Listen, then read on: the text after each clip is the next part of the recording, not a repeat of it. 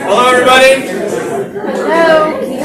Let's just see you put your hand up and everyone's mouth goes up like it's having to do to the kids. Okay, mouth goes up. So, welcome to our student stats part of our meeting. It's also want to say everyone hi live on YouTube over there. Please disconnect your phone from the Wi-Fi, silence your phone, which I'm pretty sure I did. And please do not block the camera so YouTubers can see us. Here we go. Starting off right here, we have our bucket fills. Who's got a bucket fill for us today? Not everyone jumping at once. How about a bucket fill for Chris Spade for doing a bang-up job for our Red Day? There we go.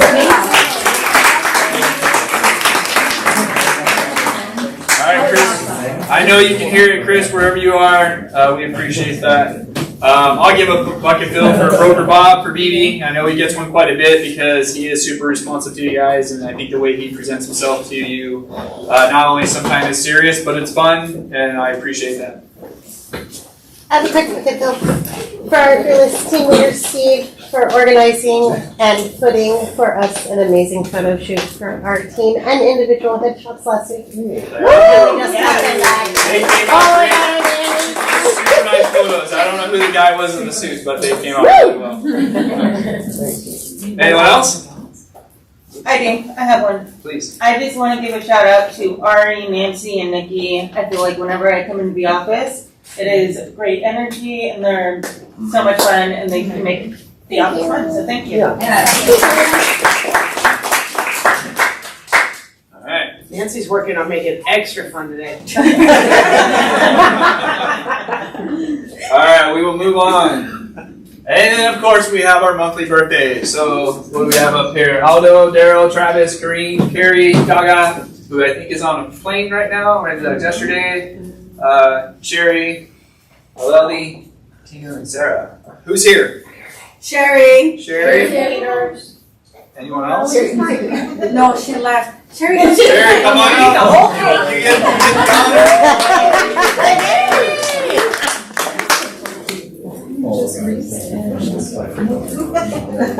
She's talking. Maybe an announcement. If you don't like loud noise, this is the time to step up.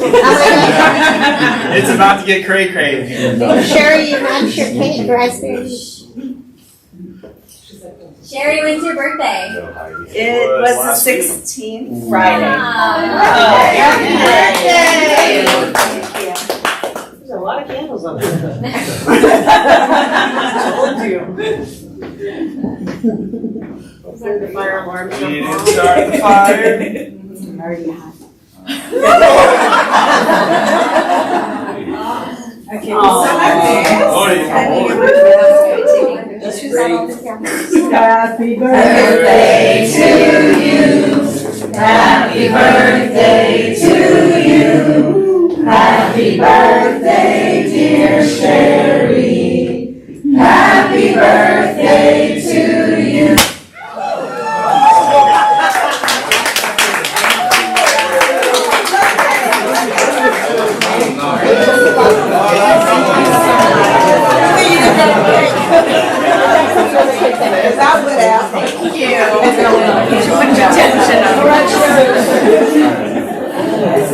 Still got me, and I was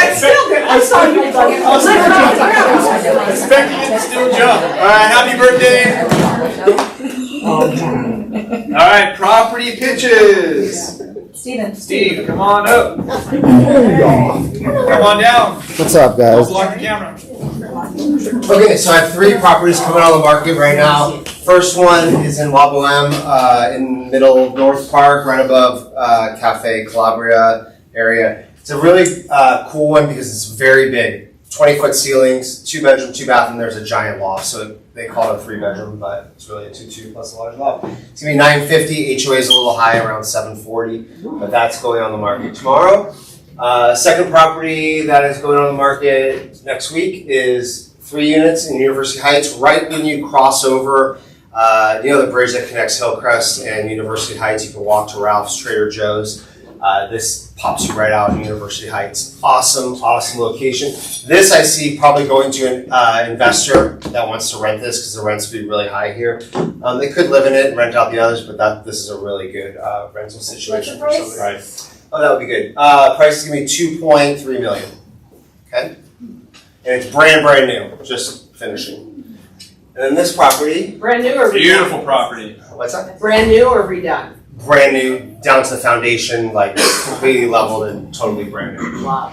This property is my house. Going on the market next week, moving to Poway. So 2795. I bought it for $1 million. I bought it in 2012. Nice.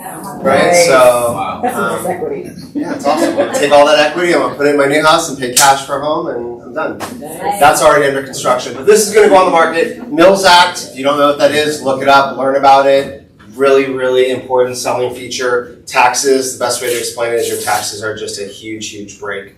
My taxes would have been about $25,000 a year. My taxes are $2,500 a year. So that's it's a huge for new agents. Like look up and learn about the Mills Act. There's not a ton, but when you find them, it's like really good goal. This is right by Morley Field, and it's a nice house. It's a beautiful house. And it'll be on the market next week. So if you have anybody, I can get you guys in any of these early. So if you have anybody and you want to show that you have some connections, like that you have off markets. Your exclusive network? Yeah, very exclusive. Yeah. Great property. Thank you. Do we have any other property pitches? I've got a 2-2 townhome in Escala, across from Costco, Lowe's, IKEA, all that area. It goes live on Friday. We will be the lowest price per square foot that's listed. It's $995, 1,735 square feet. Did you price it lower just to be competitive against the market, or was there a reason? Yeah, there's 5 listed in the same neighborhood. They're 3-bedroom, 2.5 baths, and so ours is a 2-2. But we're the only one in that put that floor plan. The rest are between 1,400 and 1,500 square feet. Great community, great. I've got a best friend that lives in there, so I've tried out all their facilities. So the HOA is $438 a month. So you actually get what you pay for there. So Nice. and they're actually redoing the pool and hot tub spa area right now too. So No assessment or anything? No. Great. Sounds like a good property. I still have the 1-bedroom, 1-bath, ground floor condo in North Park. This is a very cute little unit ready to go. It's we reduced the price to $439.9, and the HOA is only $286. It's got designated off-street parking. It's got a laser high-speed internet and a washer dryer in the unit. And I'm looking for a host for Saturdays if somebody wants to host it. I've also got another opportunity on Saturday in South Bay. So see me after the meeting if you're interested in any of those things. But I think there should be a buyer that wants to pay $439. In North Park? In North Park. It's ground floor. Very nice little complex, very cute. Clean, not like some of this other. So find me a buyer. I love you. I want you. Thanks, Judy. Anybody else? Where's Bridget? We're Really working on quick. listings. I got one coming up in Stonecrest near off of Arrow. It's 2756 West Canyon. It's going to stay off market. It's 4-bedroom plus optional. We're asking $1.475 million. Why are you keeping it off market? We don't want anyone going through the house quite yet because they're kids with special needs, so we want to keep it private. Gotcha. Great. Anyone else? Moving on. All right, let's bring up our sponsors today. Pedro, where you at? Come on down. Yeah. Give you a couple minutes. You can either ask questions or you can talk a little about it, however you want to do it. Just a little bit about it. What's up, everybody? My name is Pedro. What's up, everybody on YouTube Live too? I'm representing Elite Group Home Inspections. We've been around for about 40 years. Over those 40 years, we've done over 600,000 inspections. We cover from San Diego all the way up to Ventura County. Not only we do home inspections, we also do commercial inspections. And we have additional services, and some of them include mold, termite, and sewer scope. And within mold, we have two different types. We have the swab test and the air quality test. And then the termite, which is not in this area yet, but usually we get that on the books the same day. And then the sewer scope, you guys are familiar with that. Also, we have roof certification that we can insure the roof from 2 to 4 years. And in our company, we have about 60 inspectors, which allows us to be open 7 days a week. So it could be, any holidays, Sundays, whatever day, we always have an inspector willing to work. And all of our inspectors are also certified in background check. And that's what we're called the Elite Group. That's it.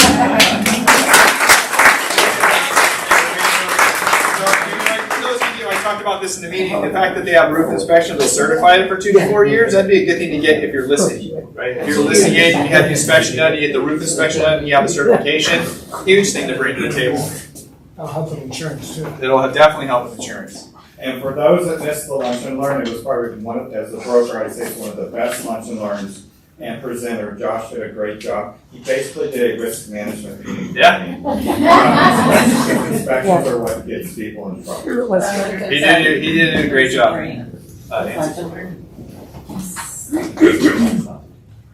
Oops, I skipped one, sorry. You're good. No, okay. We just wanted to take a moment to thank you all who joined us for Red Day. Thank you for coming out and being part of what makes Metro the place to be at.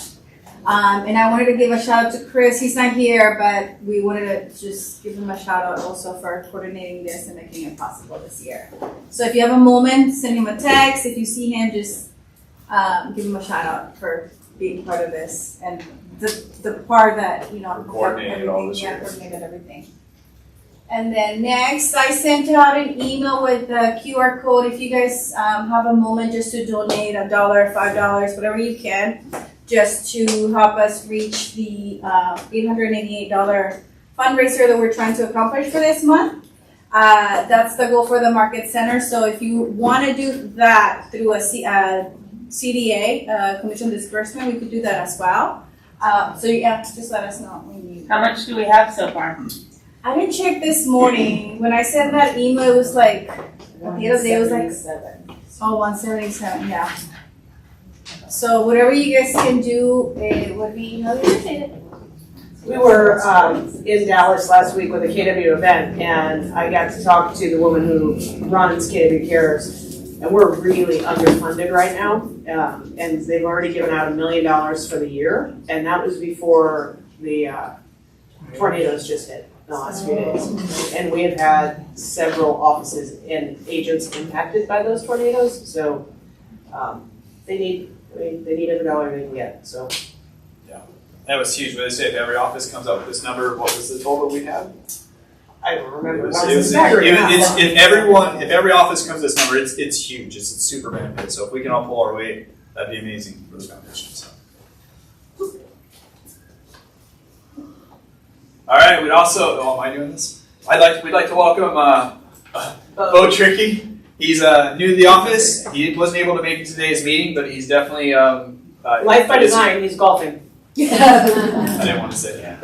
But he is a new capper, huge producer. Really happy to have him a part of the board. So if you can, I believe we can get a number to you. You can text him welcome to the team. We'd appreciate it. Super stoked to have him a part of it.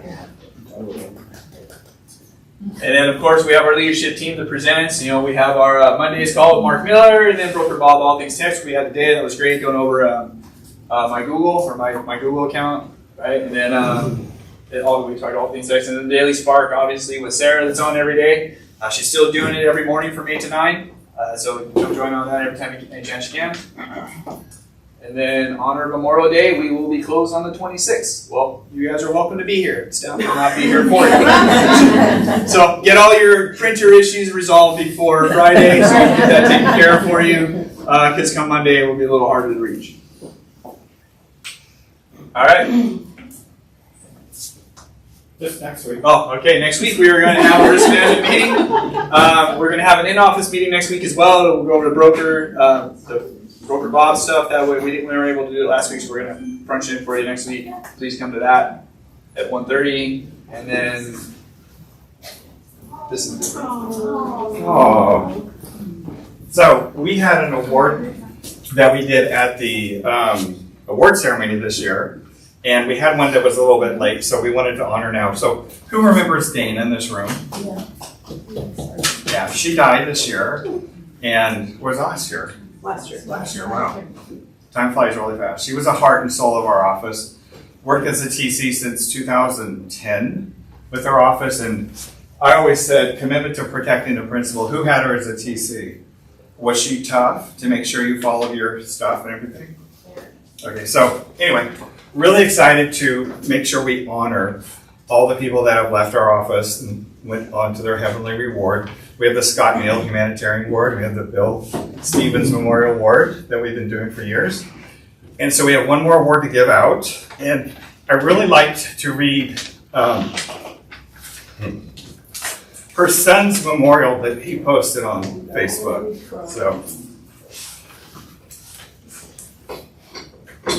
So my mom died on Friday, November 1st.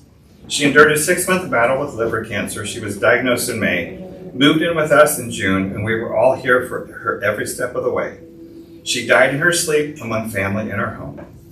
My wife, Morgan, moved her home office into the garage so the office could become Nana's room, but the garage was mouse infested and everything was covered in mouse pee.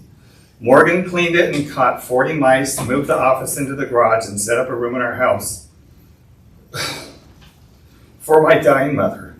Thank you, Mo.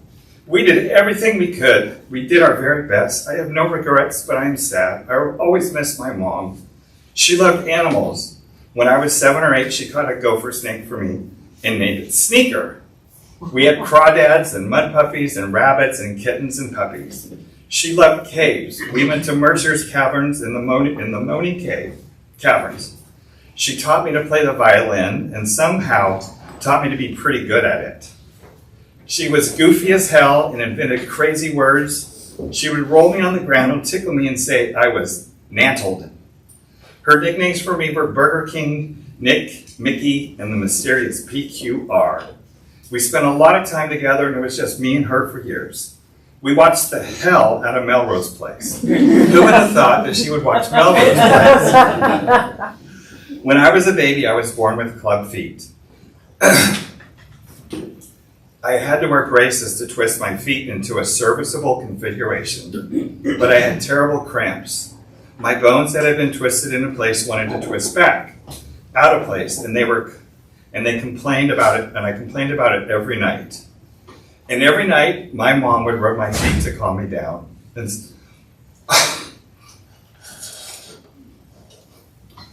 And stop me from crying.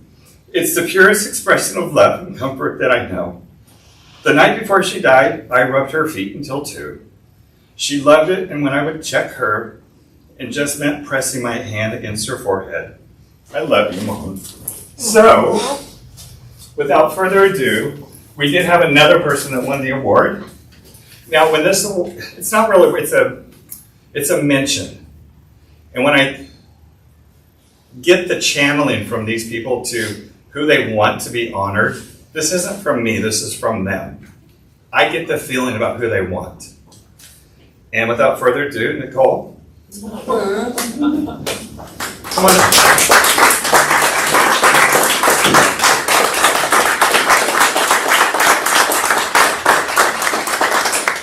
I understand you had such a wonderful relationship with her. And what you spoke in her memorial was beautiful. and she would want you to argue with you. Okay. She was in Italy, so. Okay, that's it. All right. That was beautiful.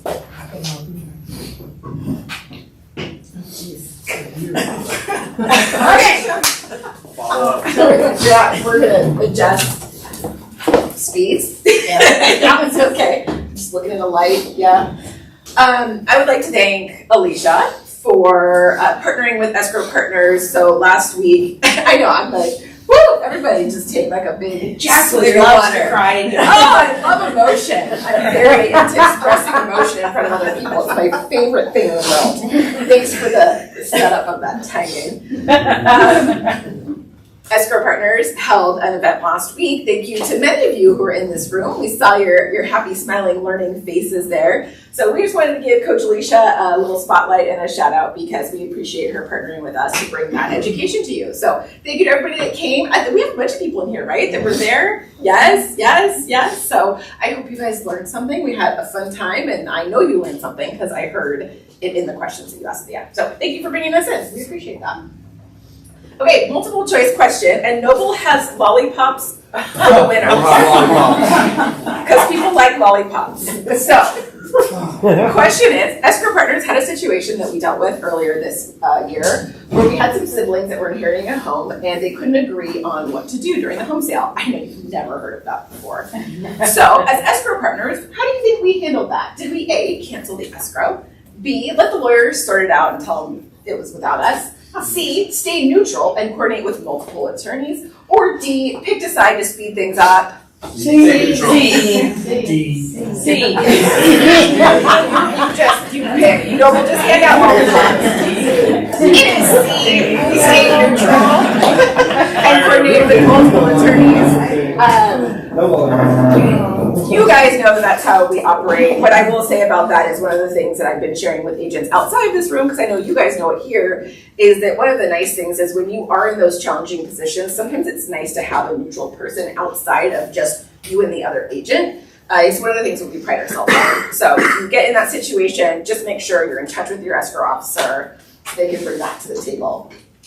We have a bunch of congratulations. Everybody up on this slide has already closed something in May. Some of you have more than one thing that closed in May. Some of you have 3. Okay, one of you has 3 that closed in May.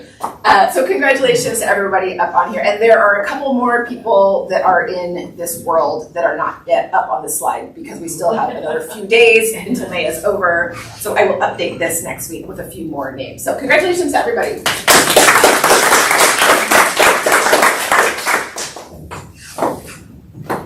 We have some coaching shout outs. Irina got her first BRBC sign.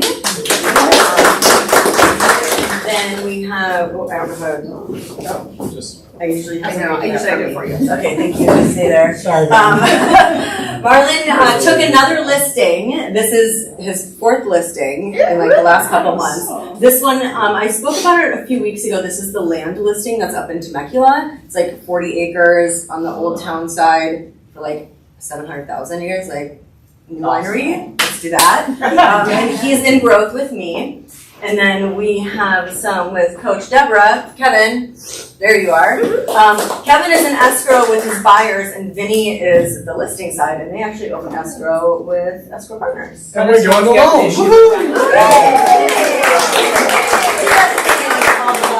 And Kevin, I really want to congratulate you on this one. He re-signed his growth coaching contract with Deborah for another year. Everybody should have a coach.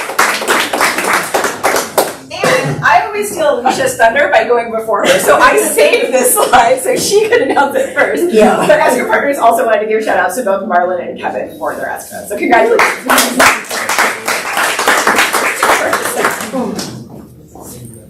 All right. I got a bunch of stuff to cover, so I'm gonna do this really quickly. First of all, on your condo, it's gonna fit in perfectly with the San Diego Housing Commission's down payment assistance program, where they give up to 25% in down payment assistance with a deferred loan for anyone looking to buy a house up to $92,000 of income. So that'll fit in perfectly at that 439. So come and see me afterwards. And I'll tell you more about it, because I got a client that just fit into that. They finally raised the income level where you can actually afford to buy a house. Or a condo, sorry. All right, so I want to add a little value. I got a minute and a half, really quickly. So a lot of times people don't realize what the 3 benefits, financially speaking, of owning a home are, right? One of them being, I'm just going to tell you guys, they're asking, one of them being tax deductions, right? We get tax deductions. And what's deductible is your interest that you pay, right? And the property tax is up to $10,000, okay? So there's one benefit. The other benefit, obviously that property is going to continue appreciating, right? And it's going to keep growing. 5.125% a year over the past 65 years is our average, okay? That's a nice part-time job, wouldn't you say? Like not having to do anything, and you buy an $800,000 house, you make 5%. The other benefit that you get, right, is you have a forced savings account. You're paying principal every single month, right? And you're saving that money, because at some point in the future, you're gonna wind up selling that house, and you're gonna get all that money back, right? Or you could dip into an equity loan. So I wanna really quickly show you guys what a benefit looks like. So follow along. I'm gonna go really quick.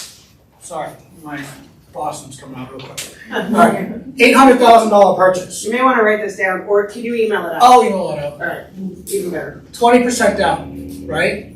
So you're left with a $640,000 loan. Let's just say worst case scenario today, 7%. Yeah, it hurts. $4,258. Write that off, right? $4,258 is principal and interest. You can write off $37.33 a month, right? So when you add it up for the whole year, your deduction, $44,588, plus the 10 grand for property taxes. So your total deduction, okay, is $54,588. Standard deduction, okay, is 30 grand for married couple. We're talking married couples. Okay? So follow along, we're going to remember that 548 and 54. That's almost another income. Yes, that's your deduction. So $240,000, you're making 20 grand a year. A month, sorry. You have to, basically, to afford that $800,000 home comfortably, you're earning 20 grand a month in your salary, whatever comes in. You're at a 24% tax rate, you guys. Okay? Your total taxes that you're going to pay, $36,094. That's how much federal taxes you're going to owe. Okay? I didn't do state taxes, but you get more of a deduction with state too. You wind up buying the house, $240,000, you're subtracting $54,588. Now instead of paying taxes on $210,000, you're paying taxes on $185,000. Everybody follow that? Yeah. Okay. You guys all still with me? Yeah. All right. So here, when you do all the math, I'm not going to do the math for you. I'm not going to show you the math, but yeah, you wind up paying $30,618. Right here alone, you're saving about $5,500 a year. So what you think is going to be, a $4,200 payment is actually $3,700 payment. Okay, when you're doing a taxable equivalent. Plus, you guys, you're saving money with the principal and pay down every single month. So there's a net tangible equivalent, right, to what your rent is, to what your mortgage payment is. And you're not paying that $4,258, you're paying closer to $3,258 without taxes and insurance, right? And it's this mentality that people just don't understand until they wind up talking to somebody like me that kind of bumps them up in a little bit in their monthly payment. So it's just really important that your loan officer is having these conversations with their clients, because a lot of people don't. And it started with a conversation earlier with John today.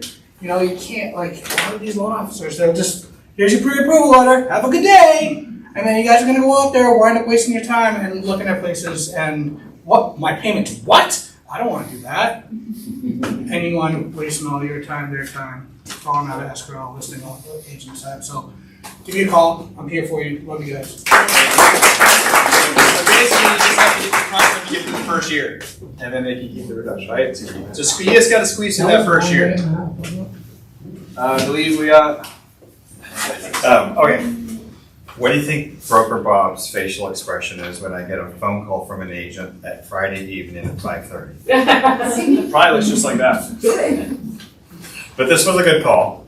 So the fraudsters are out. Kelly Lou's not here, but it was her. And I'll take Kelly Lou's call. She's a fraudster?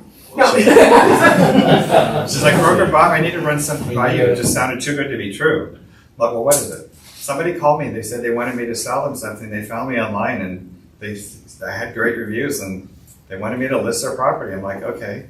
Well, did you list it? Yeah, I took the listing, but I talked over the phone. I'm like, okay. But I'm going to run everything by title because it kind of sounded really odd. I'm like, well, what was it? Well, it was a piece of land. That's the first red flag, because that's what the fraudsters are going after, vacant land. So if you get a phone call from somebody who says they want to sell a piece of vacant land, and they want to hire you because they found you on the internet because you looked good or you looked like you were trustworthy, that is the first sign for a fraudster, and that's what they're doing. So she ran it by title and everything, and it was. So fortunately, she didn't take the listing to market. But they're out there again. So if you get that call Friday afternoon, if somebody says they want to list something and you call me at 5:30, I might answer and say you have to do this and this and this. Okay? So that's it. Let's get to Ashley. Yeah, the only way to communicate through WhatsApp, that's also most likely fraud. All right. Next up on the team, Ashley, come on down. That fraud, by the way, is happening countrywide. We have clients everywhere that are, if they don't want to meet you in person for some reason, What are they getting out of that? they're selling the property. And she did say, I need to verify, I need identification, so he sent her a fake driver's license. Yep, there, she just I I don't know if anybody here has kept, his name is Rohan Sharma. And he said he was specifically, he loved Keller Williams, Emily, was that your guy? Can you hear? Rohan Sharma? No. Okay. And he sent me a driver's license, and it looked real, and I've been verified, but he didn't exist. The address, I looked up the address, it was legit. Everything seemed legit, but this guy just seemed, whenever he wanted to talk, he just wanted to talk about, what are you doing this weekend? I'm like, buddy, I ain't that. So that's 3 of our agents who have had that happen in the last 60 days. Mine and Erica West got the same one. Number 4. Yeah, we were the same guy. He's something like, I couldn't catch the sentence. It was something like he was close with Gary Keller or whatever. I didn't think that's what he said, so I kept going for a couple minutes.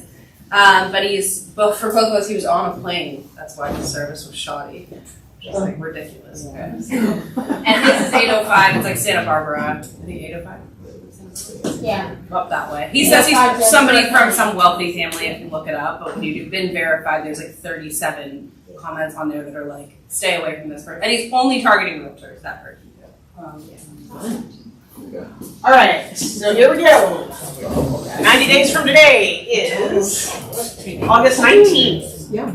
National Potato Day. Who's a potato lover? Ooh, yeah. I'm growing them for the first time. They're doing very well. Send that to Mo.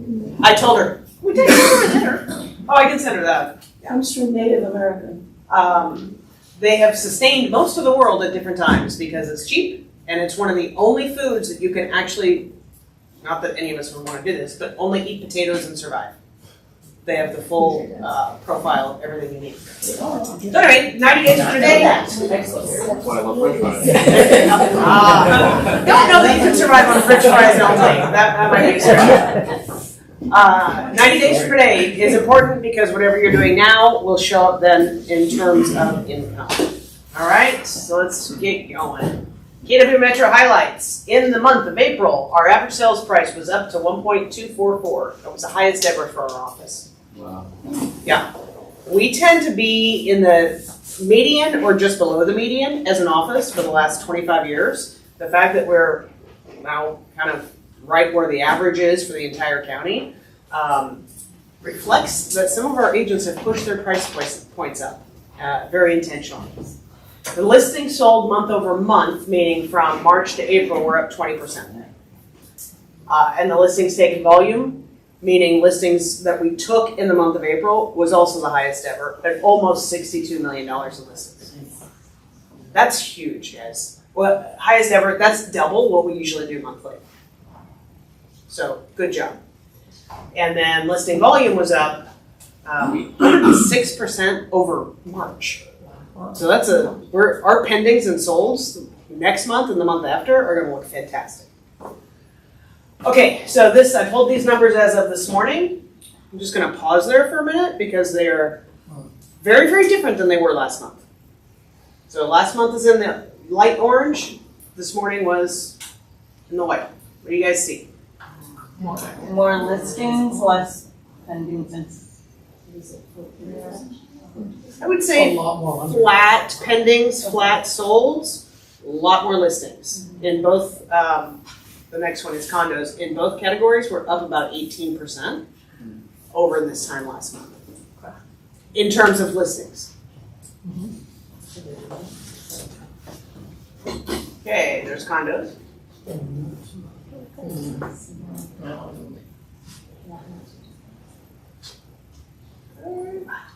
All right, and obviously you guys get these. So I highlighted this because I was actually excited when I pulled these numbers. Now the raw numbers aren't that exciting, but the percentages are really exciting. I've been predicting that we'll be out of sub $400,000 properties by the end of 2026, and I still think we will. But at least in this April, look how many more from a percentage standpoint we listed.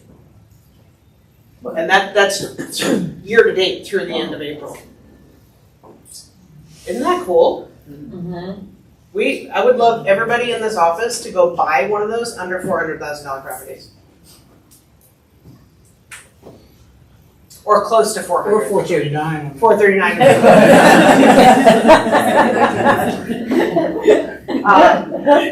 But that's awesome. No, I don't care what the property is. That's a good entry point for a lot of people who may be struggling. And to see those percentages go up is awesome. Now I highlighted it down here also because these numbers don't reflect that number. This is the solds. That's the listed. When will these numbers reflect that? 30 to 45 days. 30 to 60 days from now. Because those were listed in April. So not likely to sell in April. They're going to sell and close escrow 30 to 60 days later. Overall, we're 18% up listings through the end of April over last year and 1.3% behind solds. What's interesting is and I won't do this because it would take far too much time, but if we could go back and track week by week, we have had so much volatility week by week, more than I've ever felt in my career, because the financial markets have been fairly volatile week by week. So people get ready. Tell me if this is your experience. They're like ready to go, and then something happens, and they're like, oh, let's wait. And then it seems like everything's okay, and they're like, yeah, oh. Anybody feeling that? Yes. Okay. Well, that's what we're seeing. It's kind of the new normal wave, I think. Like, just get used to it and be ready to go when your client is ready to go. I thought I saw a hand. I'm like, you? Okay. All right. Listed compared to sold by price point and with our absorption rates. Now, with all that volatility, our absorption rates are a lot lower than they have been the last 15 years.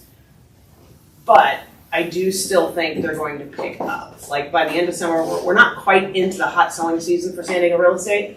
By the end of summer, I think these are going to be in the 70s. I don't think we're going to see 80s and 90s like we have been seeing, meaning we're absorbing everything we're bringing on the market in the same month, or because we're seeing that get extended out. Our time on market is longer. Our escrows are longer. We went through a period of time at Escrow Partners where we were almost like averaging 3-week closes. And now we're kind of back to normal 30 to 45 days. Yeah? Yeah. So everything just kind of is a little, speed-wise, a little more mellow, which I don't think is a bad thing. These, by the way, are still incredibly aggressive absorption rates. Just as every month reminder, a balanced market, equal buyers and sellers, would be about 20% absorption. A buyer's market would be 15% absorption. We're still far away from that. Okay, so this is the last 3 years compared to each year, or compared in each price point, what's brought to market. This made me happy. That's good. This made me happy because it's the first time, because April we did spike up in listings. We were very busy as a county for listings. In every single price point, we have listed more this year than we did the previous 2 years. In order to sell things, they have to be listed first. Would you agree with that? Okay. Part of the reason our numbers were so down countywide the last 2 years is we had so little inventory to sell. And if you've been coming to this meeting for a while, I have said, if we list it, it's going to sell. It may take a little bit longer, but it's going to sell. Like, there are very few expired still. Right? We're just a long ways away from that market. So the fact that we are listing more in each price point means we are going to sell more in each price point. That's good for everybody. And it looks to me like it's going to be substantial. In terms of, I mean, look at the difference here. And that's the sweet spot of the market. All right, there's the solds. Now, this is lagging behind the listings, because again, the listings have to come to market, go into escrow, 30 days pending, and then sell. So there's always a time constraint. We will see these blue bars in each price point surpass the other ones in the next 30 to 60 days. Everybody with me on that? I don't think there's any way around that. Those listings are going to show up as solds with a deviation, maybe 4%. Maybe 4% will expire. Listed just last year to this year. Just shows you even more starkly how much better the selling opportunity is for you guys as career agents compared to last year. This also tells you your buyers have more choice. What happens when buyers have more choice? They get picky. Cancellations. Could be cancellation. They get picky and their standards maybe go a little bit higher. They're less likely to settle for things. They have an opportunity to negotiate. They have an opportunity to negotiate. There are more houses to see, so they want to see more. So all that tells you why the market slows down. It's not that the demand has slowed down. And a lot of times if you hear that as an agent, you go, oh, we're going backwards. No, buyers have just said, I'm good. It's like, so fast. Right? And yet they will sell. There's with the solds by price point. I can't wait until this one is already surpassing that. When the 4 to 600 and 6 to 7 surpasses 2, it just tells you the thing that we've missed out on pretty much nationally, but certainly even more in San Diego, is our first-time home buyer or that lower-end move-up buyer. There just hasn't been a whole lot of opportunity for them to get in the market now that we have some more inventory. That helps us 5 years from now. Right? As I sit back and I go, oh my God, what's this business going to look like in the next 10 years? When you see you only had 20% first-time home buyers, you go, shit, where's our next move-up buyers going to come from? Mm-hmm. Now they're coming back. They've been sitting on the sidelines, by the way, for a long time, waiting. So I do believe the rest of the opportunity this year is a lot of that first-time home buyer who is going to get into those entry-level properties, whatever they are. So Ed went away. That I would encourage you all talk to him about that down payment assistance program, because that might help somebody who's really close bridge the gap just to get in. Because truly, the down payment's a big deal for most people. It's a lot of freaking dollars. Yeah. Okay. Active houses. So per price point down to under 200. These are in the MLS as houses. They may be mobile homes, but they're in there as houses. And this is what we have at each of the price points. Still not a lot of selection. What do you guys think? These are all single family. This is single family. The next slide's condos attached. So to be very technical, when I search in SDMLS, I do detached and attached. Those are the only two property types I search. So this is the detached. And whatever agents put under detached, which sometimes is not supposed to be in that category. And all of San Diego County. In all of San Diego County. So yes, some of these are mobile or manufactured, some are log cabins on leased land. Some are co-ownership. What, yeah, fractional ownerships? Yeah. Okay. Now, none of those are statistically relevant because there's so few under 700,000. We could wipe all those off and it wouldn't make any difference.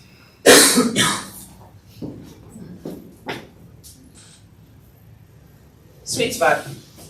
If you've got a buyer between 950 and 1.5, they have more negotiating room than anybody else on this slide. Yes? Why? Because there's 1,000 sellers who are competing with each other for those buyers. It's still not a lot. You gotta always keep this in mind. What's the population of San Diego County? 3.3 million people. I didn't do the total math on this, but we can kind of eyeball it. There's less than 4,000 properties on the market that are houses for 3.3 million people. This is why our prices continue to go up. Condos. Oh, no, I'm sorry. This is last month. I did want to show you that. Let me go slowly. So this is this month, this morning, 6:30 is when I sent them to Ari. This was last month. Wow. So visually, it is a lot different. That 18% increase is there, and if you put them side by side, whoa. But remember, 3.3 million people, less than 4,000 listings. Still a lot more demand than we have supply. Now there's condos. This month, last month. Not nearly the difference. Well, it goes way too fast, sorry. This month in condos, last month in condos. Not much difference. All right. Key metrics for, this is the stuff that I take out of InfoSparks, so I don't put detached and attached in here. They already segment it that way. How many of you ever use InfoSparks? Okay, so in InfoSparks, they actually put everything together as far as twin home, townhome, attached. So when I pull that property type, that's why the numbers are different from the stats I actually pull from SDAR. Does that make sense? Yep. All right. So new listings. Look at the trajectory. This makes me happy because it is higher than any time back to when the market. Who was in the business in July 2022? Do you remember what that month felt like? The brakes went on. It's when the interest rates started to go up and everything just felt like it skidded to a halt. Yes. So just prior to that, that's when our market was still like crazy stupid hot from 2020, 2021, and half of 2022. That's what that indicates. We're on our way back to that inventory level, or that listing level. That's a good thing. We went through the gully here. We're through the gully. It's over. It's done. It's behind us. Whew. Many of my friends who run companies in different states are just entering here. And guess what they have?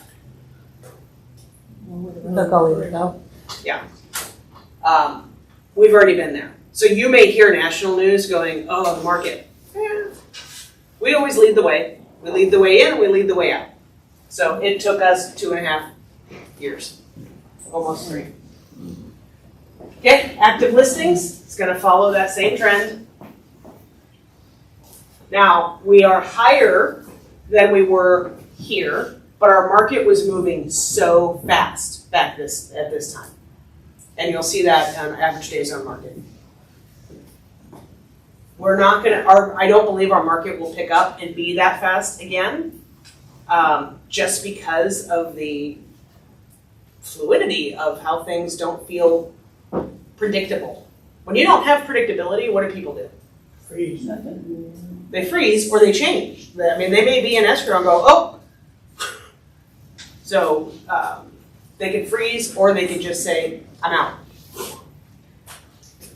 Pending listings, again, better than the last 2 years, good trajectory. So this is what's in pending or was put in pending in April, which means our solds in May are going to be higher than last year's solds in May. All right, solds. this really makes me happy. When you've been succeeding or surviving, I should say, when numbers are lower and you start to see the trajectory go like this, phew. Agents who do a fair amount of production, do you feel kind of the relief of that? Anybody? No? You should. And then the median sales. So this is a snapshot in time. And I did this April, last April, and then the April. I don't usually put in the previous Aprils, but I wanted you to be able to see the number. And next month I might have to make that font bigger because I bet you can't read it. Can you read it in the back, Danielle? All right, so our current median detached price in the month of April was $1,075,000. Okay, that's the median. Half of the houses in San Diego County sold above that, and half sold below it. Last year it was $1,094,000. So we actually went backwards just this year over year, this April over last April, by about 24 grand.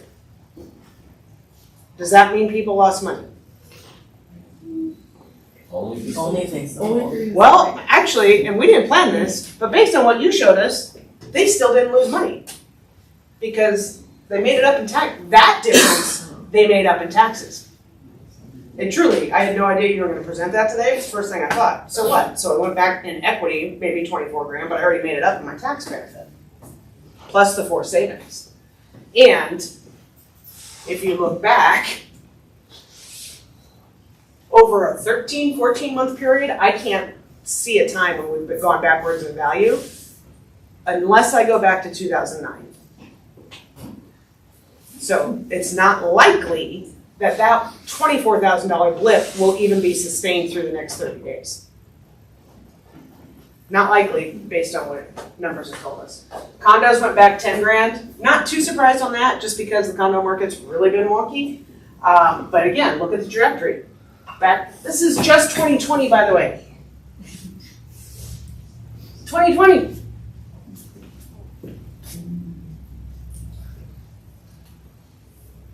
Median. That's crazy. All right, average. So, followed the same pattern, went backwards a little bit. Oh, got a typo in April. But it's not going to be sustainable. We'll gain that back, no problem. And that could have been because we are still, again, historically selling so few properties. If we just had one that gave a steep discount to get it sold, that could bring that average down. That could bring the median down. Follow me? So let's say we had somebody listed at $3 million and they decided to sell at 2.4. That would tank that average value. All right. Median active time on market. So right now, houses are averaging 16 days on market before they get an accepted offer. Does it seem like forever? Yeah. 21 days for condos. Does it seem like forever? But it really isn't. And you can see this goes up seasonally. But if we go back in time, this is July of 2020. So what was happening in July 2020? Pandemic. Pandemic. We were 4 months into the pandemic. We were just coming out of the, oh shit, we're never going to sell real estate again. Yeah. Mm-hmm. We felt that way because we couldn't actually go into a house. Kind of difficult. And yet, we zoomed back, and it got so competitive in that short amount of time that our average time on market was 7 days. By the way, that includes the 4 days the agent was just so overwhelmed they couldn't update the MLS. I'm not kidding, because our average time on market was not 7 days. You're expecting a lot. She said you can backdate it. The number of agents I email to say change your price because your $275,000 condo was not $27 million. You put too many zeros in, and it's been in there for 6 months, but nobody's caught it. Come on, man. All right, months of available inventory. Again, this is exciting also because we haven't seen 3.5 months of anything for years. And a really healthy market would be if we had 6 months of inventory. It wouldn't feel healthy if it happened like right now, but imagine how much choice you have. And imagine, honestly, how much more property we would sell. Because for us to have 6 months of inventory, we would have to have 20,000 listings. We currently have 4,000, half out. Yep. Yeah. So we're not gonna get there, like it's never gonna happen again, but we're inching to something that feels much more balanced. And if you've had the experience of losing buyers because they just got so fed up because they put in so many offers and they lost out on everything, they don't have to be disenfranchised anymore. Go reach out to those people and say, it's not anywhere near as competitive as it was, it's still competitive. Not gonna get a screaming deal, but you can probably get in now. I'd be having those conversations, even if they were from 4, 5, 6 years ago, because it's been crazy for that amount of time. Mike and I were talking earlier, I can't even believe you haven't been in the business 10 years, but 9 years, we've been crazy for 9 years, and now we're not as crazy. So if you've had any buyer who just said, I'm done, I'm gonna wait till the market corrects, this is about as much of a market correction as you're gonna get, and all that means for us is we have more inventory. You have more choice now. Little bit less competition for buyers. Average original list price to final sold price. And this is one of the stats that tells you that because it's not moving. We are now just incredibly consistent between 97 and 99%, which is very, very, very healthy. That's where we should be. Okay, price per square foot.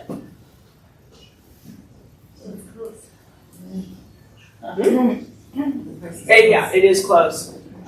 So I did do this. I went back just 10 years, just to give you the data for 10 years, and I redid the math. Last month I didn't, but essentially from April 2015 to April 2025, we doubled the price per square foot for single family and more than doubled the price per square foot for condo. Again, that's just a reality of what's happening in time. Gary Keller always says, buy dirt. Because it's the one thing we can't make more of, right? So if over time we can't make more of a product, what's going to happen? It'll become more valuable. So what this shows is per square foot, over time, it's become more valuable, and that's going to continue. So that's why I added this, which I didn't update because it's close enough. You guys get it, I hope at this point. That if we just double every 10 years, who's under 30? God damn it, buy a house this year. You gonna help me? You wanna go 50-50? Well, I'm really saying figure it out because I'm going to show you 2 houses that I've owned. Somebody asked last month, if, oh God, it'd be so great if we could go back and pull a property and see what it sold for like in 1977 and now. Couldn't do that, but I lived here with Gail for 5 years, I think. It's in a really cool pocket in North Park, just a little bit east of Burlingame. Yeah. Anybody know this area, Calmia? Yeah. It's really cool.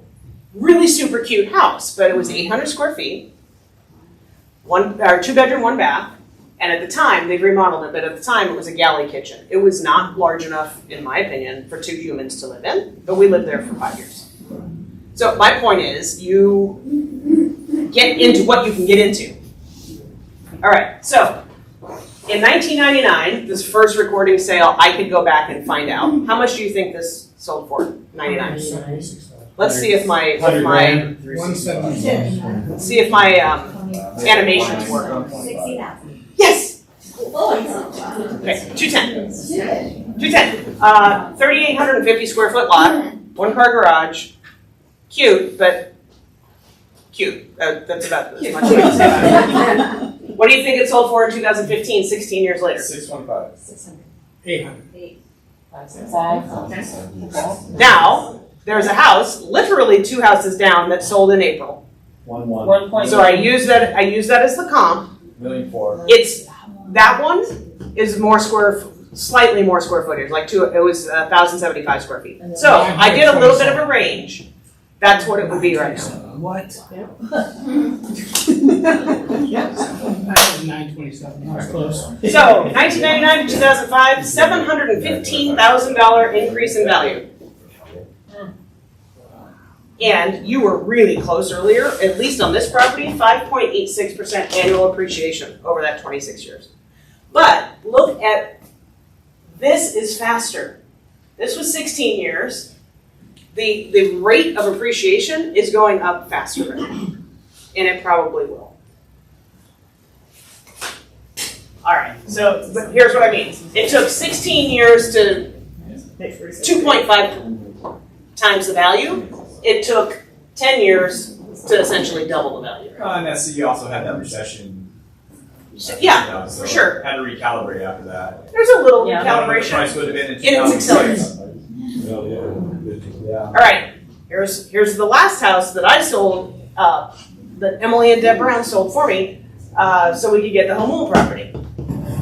So this sold in '99 as a new, brand new construction. Who's familiar with the Point in Spring Valley? I'm sure some of you must be. Okay. Again, small lot. This house was much bigger though. 2,300 square feet, 3,850 square foot lot. 99, brand new construction. What do you think it sold for? 300? 280. Oh my God. Alright. So 2019, I sold it in 2019. That was actually my sale. Very close. Damn. I didn't buy it in 99, by the way. But I did buy it as a foreclosure in 2010. What do you think it is now? What do you think? Again, just happened to be lucky. I picked these two properties because I know them really well, but there are two comps. The identical floor plan on the same street sold last month. 975.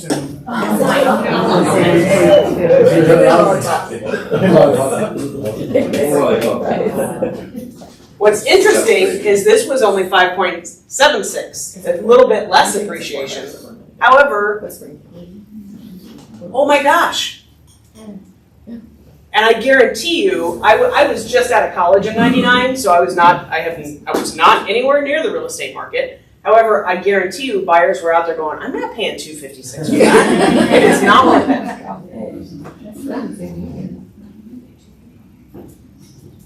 That's right. Yeah, sure. Can you use that with clients? Yeah. We're getting these slides right now. I mean, all right. And then here's the fast stats. Essentially, we're up 20% inventory. And market-wide, nationally, inventory levels were up 40%. Right? And that's a combination of more people are listing. I think it's because they've sat on the sidelines so long. There was a guy that spoke last week in Texas. He's the chief analyst for Housing Wire, and I have a slide that he shared. And he said, look, people have been waiting and waiting and waiting, but life always finds a way. Meaning life events are always going to happen, and when those life events happen, life always finds a way. People are going to find a way to get what they need to get. So we're seeing that inventory come because the people who have been waiting and the buyers who have also been on the sidelines can now be sparked by you to say, we got to get out there. We got to see what's going on. And then available inventory of homes, 2015 through 2025. Again, this is from Housing Wire. What does this tell you? 2015, January, actually this is July 2015 through April of this year. Available inventory of homes nationwide. What does that tell you? All right. Not a lot. It went way down. We're never going to catch up is a good takeaway from it, but when your available inventory is here, why did our prices go up so fast the last few years? Demand didn't dip as far as inventory dipped. Okay? Now we're coming back, but this line is still not enough homes nationally for our demand.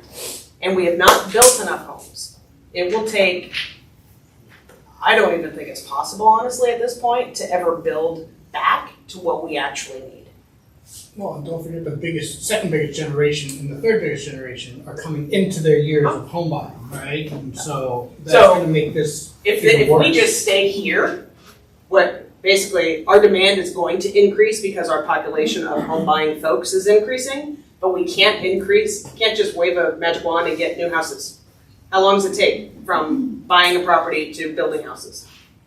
3, 5, 10 years, depending on your zoning. So we're going to see an increase in demand for limited supply, which means our prices will continue to go up.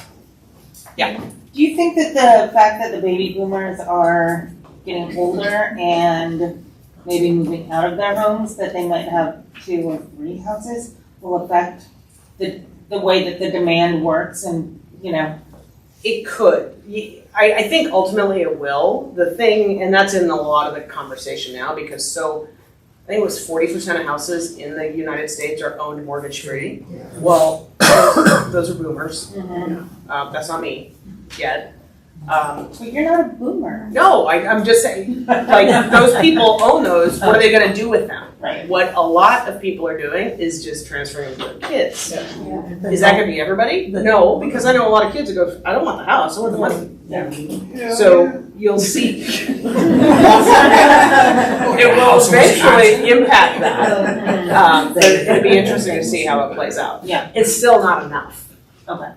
Still not enough. If every boomer listed their property today, we would still have a demand or a supply issue. Oh, that was because we have more millennials and Gen Zers than those. Because every boomer has 3 or 4 kids. They haven't been in the work world to be purchasers until recently. Boomers is like 76 million, and then like Gen Zers like 71, and then it's like 69 million or 71 for millennials, and then 69 for like Gen Zers. So there's twice as many that are now coming of age into their 30s and 40s that are buying houses, need to fly the coop, get the hell out of my house. Right. 30 and 40, yeah.